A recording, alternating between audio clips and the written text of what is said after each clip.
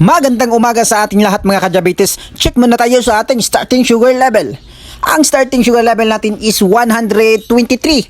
123 ang ating starting sugar level. And this another video ay itry natin ang dahon ng bayabas. May nag-PM sa akin at ang sabi niya, "Sir, sana'y mapansin mo. Bumili ako ng pang-check sa sugar level ko. Tapos trinay ko ang dahon ng bayabas. Pero ang naging resulta, ang sugar level ko ay tumaas. Baka sira ang bago kong pang-check ng sugar level. Please po, patry naman." Tamang-tama tong request niya dahil marami din ang nagko-comment doon sa comment section. At hindi lahat ng natural ay nakapapaba ng sugar level. Katulad ng na-try natin noon na tubig ng buko or yung kamuti. Kaya wag na natin patagalin pa, diretso na tayo sa resulta. At isang oras na ay kailangan na natin i-check ang ating sugar level matapos tayo uminom na pinakulo ang dahon ng bayabas. At tignan natin kung ilan kaya ang kaya niyang ibaba o kanyang itataas. 139 ang naging resulta.